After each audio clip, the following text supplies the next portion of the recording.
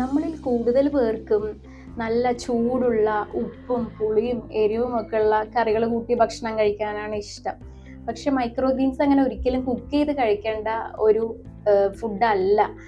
അപ്പോൾ ഞാനിങ്ങനെ കുറച്ച് പേർക്ക് മൈക്രോ ഗ്രീൻസ് ഒക്കെ കൊടുത്തപ്പം അവരെടുത്ത് പറഞ്ഞത്, നമ്മളിതിങ്ങനെ കുക്ക് ചെയ്യാതെ കഴിക്കുക, പച്ചിലയല്ലേ, നമ്മൾ പശുവിനെ പോലെ എങ്ങനെ കഴിക്കുക, ഇതൊന്നും നമുക്ക് ശീലമില്ലല്ലോ എന്നാണ് എൻ്റെ അടുത്ത് പറഞ്ഞത്. അപ്പം ഞാൻ ചോദിക്കുകയാണ്, ഇങ്ങനെ നമുക്ക് ശീലമില്ലാത്ത പല കാര്യങ്ങളും ഇനി പുതിയ നല്ല ആരോഗ്യത്തിന് വേണ്ടിയിട്ട് നമ്മൾ ശീലിക്കേണ്ടതായിട്ടുണ്ട്. നിങ്ങളുടെ ആരോഗ്യമാണ് നിങ്ങൾക്ക് ഇമ്പോർട്ടൻസ്. നിങ്ങളുടെ ഡയറ്റ് നിങ്ങൾ ശ്രദ്ധിക്കണം.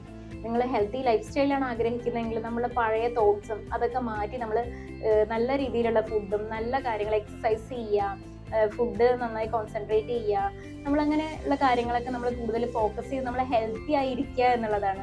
ഈ പറയുന്ന ഞാൻ ആദ്യം റോ ആയിട്ട് കഴിക്കാൻ എനിക്ക് ഒട്ടും ഇഷ്ടമായിരുന്നില്ല എന്ന് തന്നെയാണ് വേണം. പക്ഷേ ഞാനിതിൻ്റെ ആരോഗ്യ ഗുണങ്ങളും ഇതിലടങ്ങിയിട്ടുള്ള വിറ്റാമിൻസിൻ്റെയും ന്യൂട്രിയൻസിൻ്റെയും മിനറൽസിൻ്റെയും ആൻറ്റി ഓക്സിഡൻസിൻ്റെ ഒക്കെ അളവ് ഞാൻ റോ വെജിറ്റബിൾസ് നിന്നും ഇത് ഞാനിങ്ങനെ റിസർച്ച് ചെയ്ത് കണ്ടെത്തിയപ്പം എനിക്ക് മനസ്സിലായത് മൈക്രോഗ്രീൻസ് നമ്മുടെ ഡയറ്റിൽ നിർബന്ധമായിട്ടും ഉൾപ്പെടുത്തേണ്ട ഒരു കാര്യമാണെന്നാണ്. ഇൻക്ലൂഡ് ചെയ്ത് അതൊരു ശീലമാക്കുക എന്നുള്ളതാണ് എനിക്ക് നിങ്ങളോട് പറയാനുള്ളത്. അപ്പം മൈക്രോഗ്രീൻസ് നിങ്ങൾ ഫുഡിൽ ഇൻക്ലൂഡ് ചെയ്യണമെങ്കിൽ ഒരിക്കലും കുക്ക് ചെയ്യാതെ വേണം അത് കഴിക്കാൻ. കുക്ക് ചെയ്താൽ അതിൽ നിന്ന് ഒട്ടും നമുക്ക് ന്യൂട്രിയൻസോ വിറ്റാമിൻസോ ഒന്നും തന്നെ നമുക്ക് നമ്മുടെ ശരീരത്തിലോട്ട് വരില്ല എന്നുള്ളതാണ്. അത് കുക്ക് ചെയ്യുമ്പോഴത്തേനും അതൊക്കെ അബ്സോർബ് ചെയ്ത് പോയിക്കോളും.